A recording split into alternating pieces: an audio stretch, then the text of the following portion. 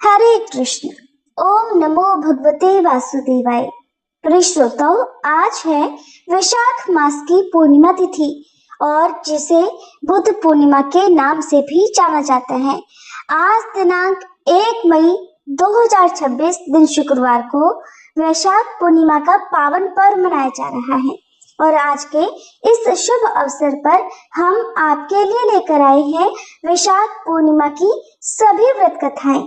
और इस दिन क्योंकि भद्रा भी लग रही है और भद्रा का वास पाताल लोक में रहेगा, जो भी भक्त प्रतिदिन भद्रा के 12 नामों का जाप करता है उसके जीवन में भद्रा कभी विघ्न नहीं डालती। और अगर किसी पावन दिन पर भद्रा लगती है तब उस दिन सच्चे मन से भद्रा के इन सभी 12 नामों का पहले जाप करना चाहिए। उसके बाद ही पूजा पाठ या अन्य कथाओं का श्रवण करना चाहिए। जो भद्रा के इन 12 नामों का स्मरण करता है उसे कभी भी आदि व्याधि का भय नहीं रहता, उसके किसी कार्य में विघ्न नहीं आता और उसके सभी कार्य निर्विघ्न संपन्न होते हैं। भद्रा के ये 12 नाम है धान्या, दधिमुखी, भद्रा, महामारी, खरानना, कालरात्रि, महारुद्रा, विष्टिकरण, कुलपुत्रिका, भैरवी, महाकाली, असुर क्षयकारी।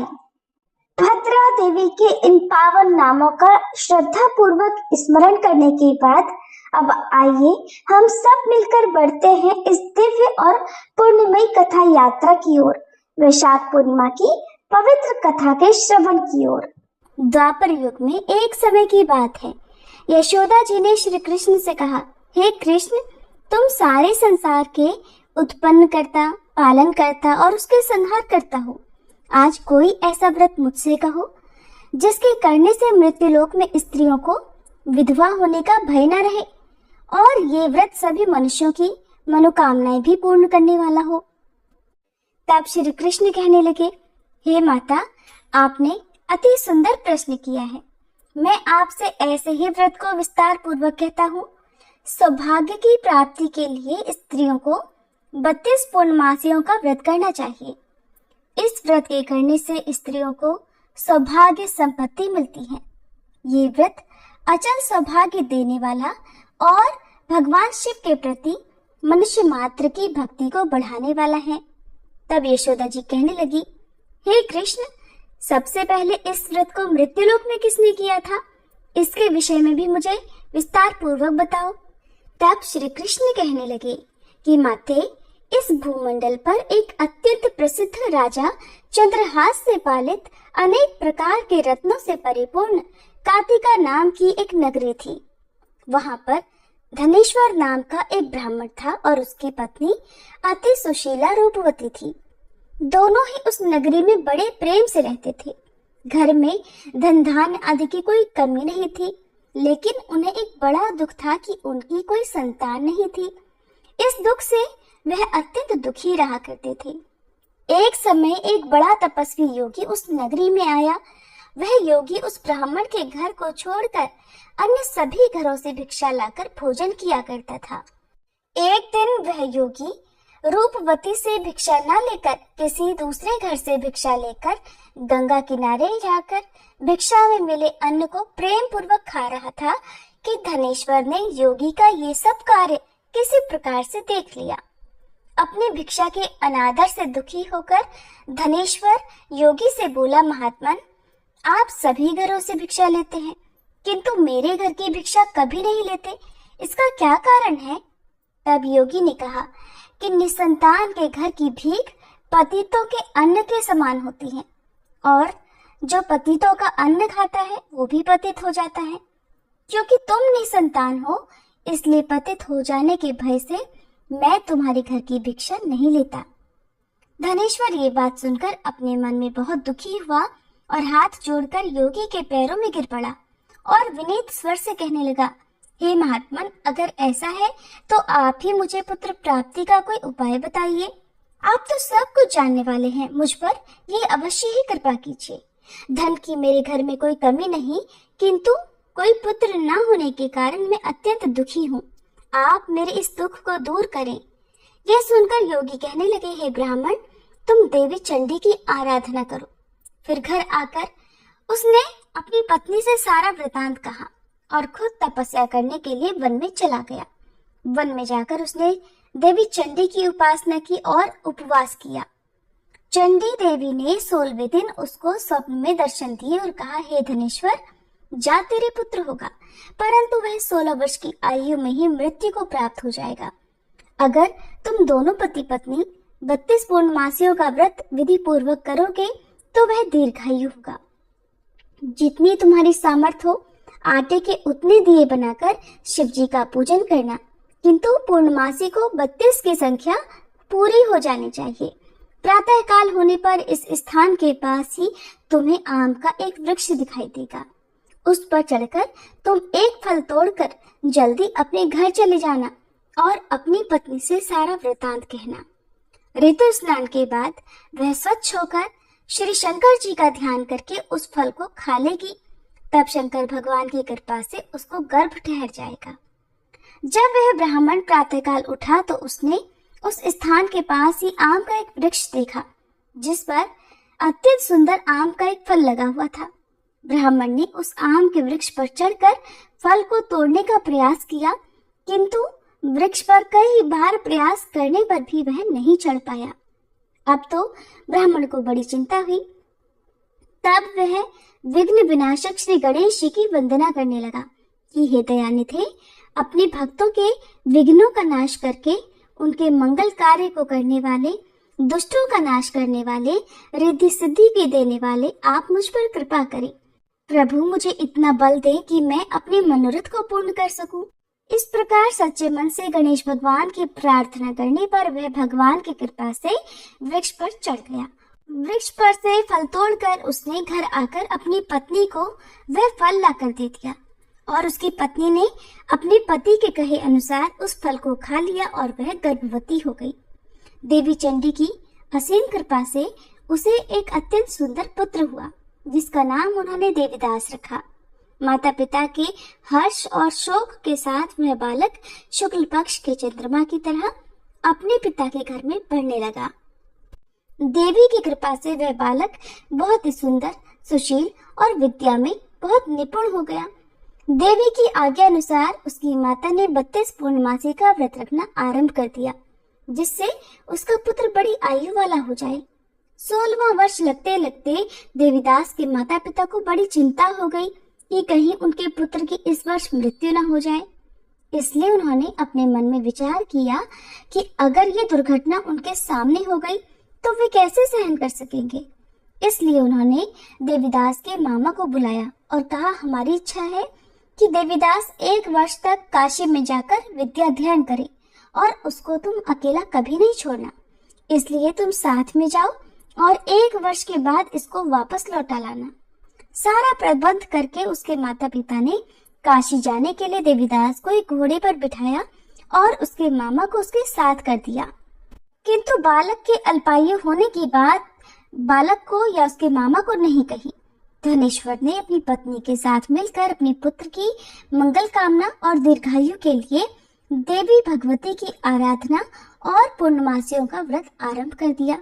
इस प्रकार बराबर 32 पूर्णमासी का व्रत पूरा किया। कुछ समय बीतने के बाद एक दिन वह दोनों मामा और भांजे रास्ते में रात बिताने के लिए किसी ग्राम में ठहरे हुए थे। उस दिन उस गांव में एक ब्राह्मण की अत्यंत सुंदरी, सुशीला, विदुषी और गुणवती कन्या का विवाह होने वाला था। जिस धर्मशाला के अंदर वर और उसकी बारात ठहरी हुई थी, उसी धर्मशाला में देवीदास और उसके मामा भी ठहरे हुए थे। संयोगवश कन्या को तेल आदि चढ़ाकर मंडप आदि का कर्म किया गया तो लग्न के समय वर को धनुर्वात हो गया। वह हिलने डुलने और चलने में बिल्कुल असमर्थ हो गया। तब वर के पिता ने अपने परिवारजनों से परामर्श करके निश्चय किया कि ये देवीदास मेरे पुत्र जैसा ही सुंदर है, मैं इसके साथ ही लगन करा दूं और बाद में विवाह के सभी कार्य मेरे पुत्र के साथ हो जाएंगे। ऐसा सोचकर देवीदास के मामा से जाकर वह बोला कि तुम थोड़ी देर के लिए अपने भांजे को हमें दे दो, जैसे विवाह के लग्न का सारा कार्य सुचारू रूप से हो सके। तब उसका मामा कहने लगा कि जो कुछ भी मधुपर्क आदि कन्यादान के समय वर को मिले वो सब हमें दे दिया जाए तो मेरा भांजा इस बारात का दूल्हा बन जाएगा। ये बात वर के पिता ने स्वीकार कर ली और तब मामा ने अपना भांजा वर बनने को भेज दिया और उसके साथ विवाह के सभी कार्य रात में विधि पूर्वक संपन्न हो गए। पत्नी के साथ वह भोजन नहीं कर सका। दुखी मन से वह सोचने लगा कि न जाने ये कैसी स्त्री होगी। वह एकांत में इसी सोच में पड़ा हुआ था कि उसकी आंखों में आंसू भी आ गए। तब उसकी पत्नी ने पूछा कि क्या बात है, आप इतने उदासीन और दुखी क्यों हो रहे हैं। तब उसने वो सारी बातें जो वर के पिता और उसके मामा में हुई थी वधु को बता दी। तब वह वधु कहने लगी कि यह ब्रह्म विवाह के विपरीत कैसे हो सकता है। देव, ब्राह्मण और अग्नि के सामने मैंने आपको ही अपना पति बनाया है, इसलिए आप ही मेरे पति हैं। मैं आपकी ही पत्नी रहूंगी, किसी अन्य की बिल्कुल नहीं। तब देवीदास ने कहा कि ऐसा मत करो, क्योंकि मेरी आयु बहुत थोड़ी है। मेरे मरने के बाद तुम्हारी क्या गति होगी, इस बात को अच्छी तरह सोच लो। परंतु वह वधु दृढ़ विचार वाली थी, बोली कि जो आपकी गति होगी वही मेरी भी होगी। हे स्वामी, आप उठिए और भोजन कीजिए, आप निश्चय ही भूखे होंगे। तब देवीदास और उसकी पत्नी ने मिलकर भोजन किया और रात में वे सो गए। प्रातःकाल देवीदास ने अपनी पत्नी को 3 नगों से जड़ी हुई एक अंगूठी और एक रुमाल दिया और बोला, प्रिय, इसे संकेत समझकर रखो और शांत हो जाओ। मेरा स्मरण और जीवन जानने के लिए एक पुष्प वाटिका बना लो, उसमें सुगंधी वाली एक नव मल्लिका लगा लो।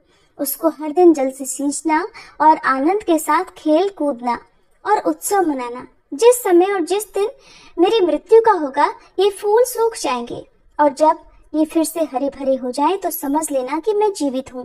ये बात निश्चय करके समझ लेना और इसमें कोई संशय मत करना। ऐसा समझा बुझाकर वह चला गया। प्रातःकाल होते ही वहां पर गाजे बाजे बजने लगे। जिस समय विवाह के कार्य समाप्त करने के लिए वर तथा सब बाराती मंडप में आए तो कन्या ने वर को भली प्रकार से देखकर अपने पिता से कहा कि ये मेरा पति नहीं है। मेरा पति वही है जिसके साथ रात में मेरा विवाह हुआ था। इसके साथ तो मेरा विवाह ही नहीं हुआ। अगर ये वही है तो बताए कि मैंने इसको क्या दिया था और रात में हमारे बीच में क्या गुप्त बातें हुई थी, वो सब बताई। पिता ने उसके कहे अनुसार वर को बुलवाया। कन्या की सारी बातें सुनकर वह कहने लगा कि मैं कुछ नहीं जानता। इसके बाद वह लज्जित होकर अपना समूह लेकर चला गया और सारी बारात भी अपमानित होकर वहां से लौट गई। भगवान श्री कृष्ण आगे बोले, हे माते, इस प्रकार देवीदास काशी विद्या पढ़ने के लिए चला गया। जब कुछ समय बीत गया तो काल से प्रेरित होकर एक सांप रात के समय उसको डसने के लिए वहां पर आया। उस विषधर के प्रभाव से उसके बिस्तर के चारों ओर से विष की ज्वाला से वह बिस्तर विषैला हो गया, परंतु व्रतराज के प्रभाव से उसको वह सांप काट नहीं पाया, क्योंकि पहले ही उसकी माँ ने 32 पूर्णमासी का व्रत कर रखा था।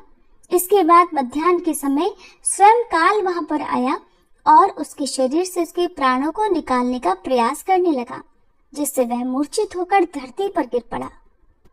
भगवान की कृपा से उसी समय देवी पार्वती जी के साथ श्री शंकर जी वहां पर आ गए।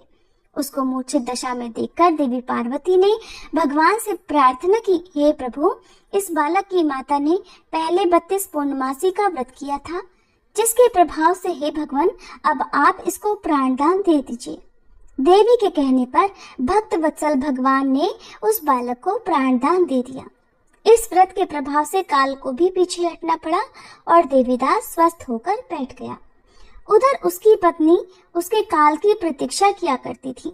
एक दिन उसने देखा कि उस पुष्प वाटिका में पत्र पुष्प कुछ भी नहीं रहे, सब कुछ सूख कर नष्ट हो गए हैं, तो उसे बड़ा आश्चर्य हुआ।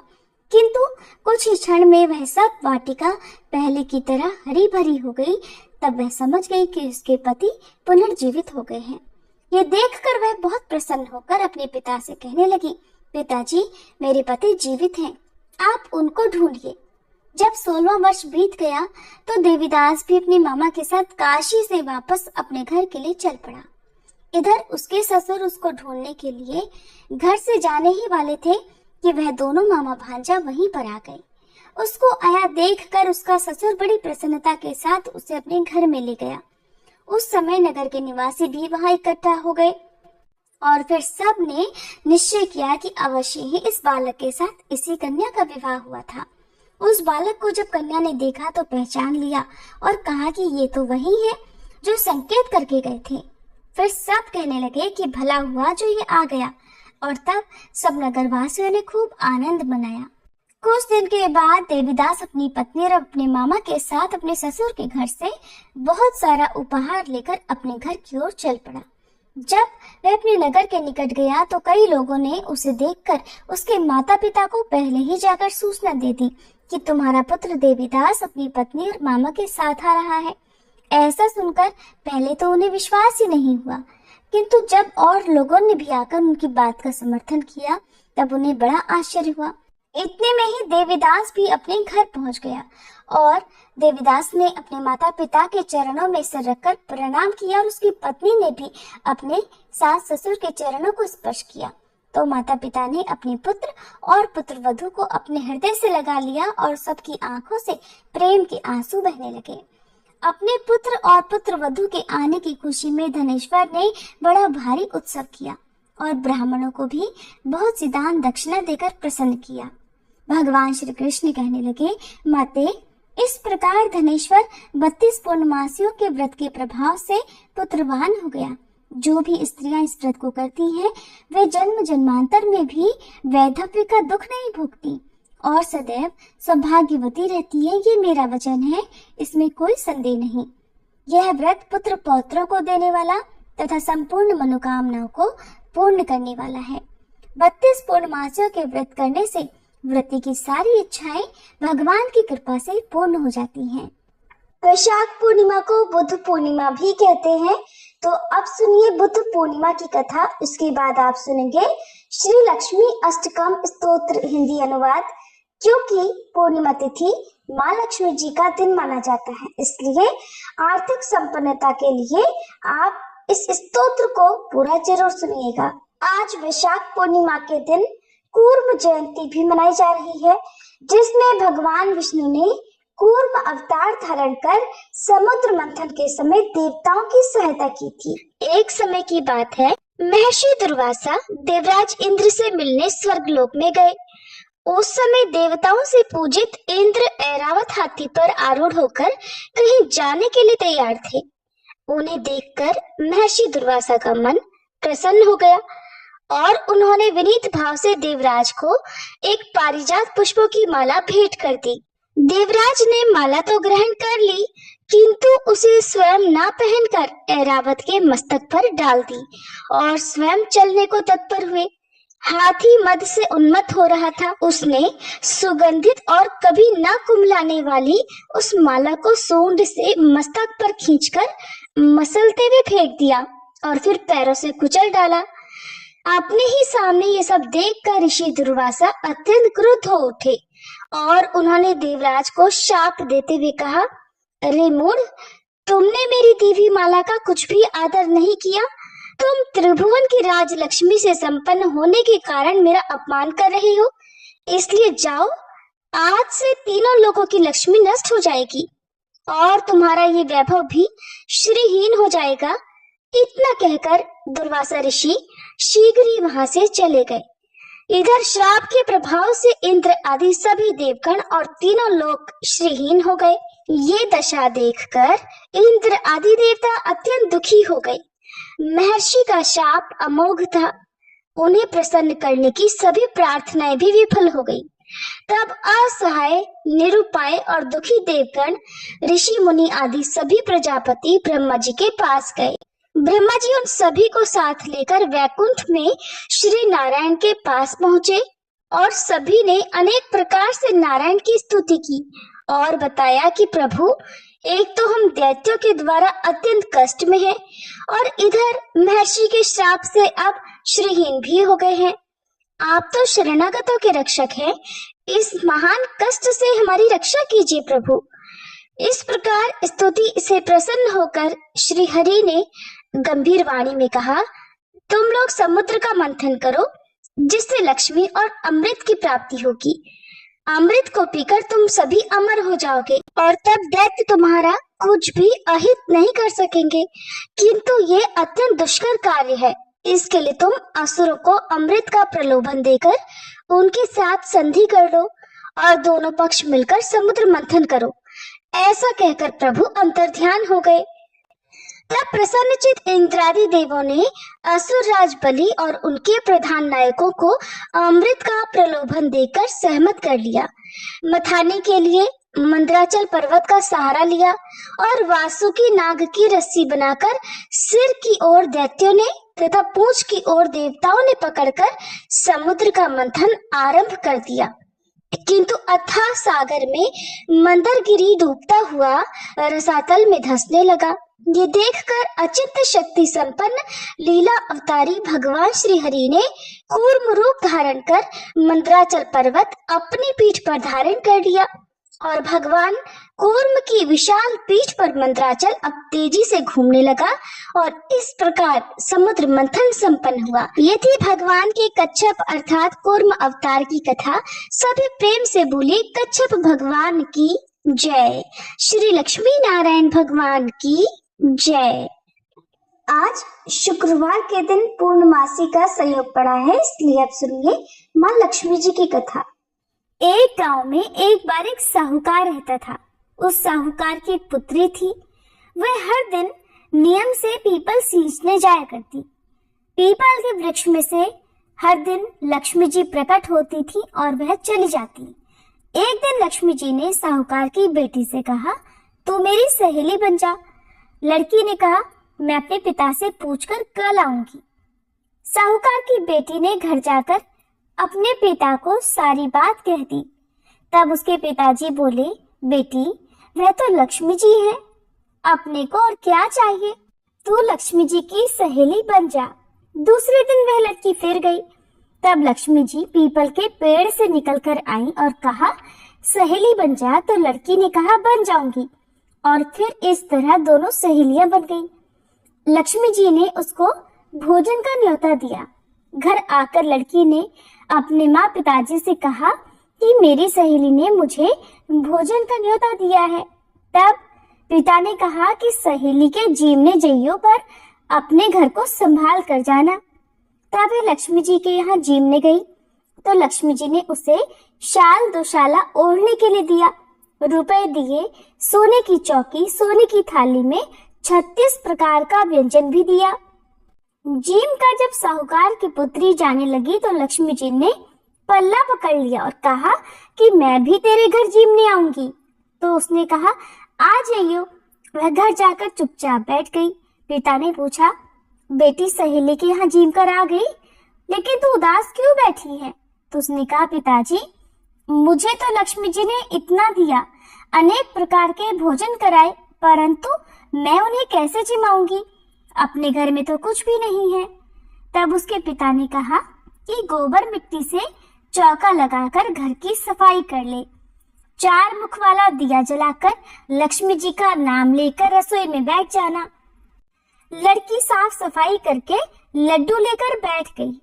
उसी समय एक रानी नहा रही थी। उसका नौलखा हार चील उठाकर ले गई और उसी साहूकार के घर पर वह नौलखा हार डाल गई और साहूकार की पुत्री के हाथ से उसका लड्डू ले गई। बाद में साहूकार की पुत्री हार को तोड़ने बाजार में गई और सामान लाने लगी तो सुनार ने पूछा, क्या चाहिए? तब उसने कहा, सोने की चौकी, सोने का थाल, शाल दुशाला दे दो, मोहर दे दो और सामग्री दे दो, 36 प्रकार का भोजन हो जाए, इतना सामान दे दो। सारी चीजें लेकर बहुत तैयारी उसने की और रसोई बनाई। तब गणेश जी ने कहा, लक्ष्मी जी को बुलाओ।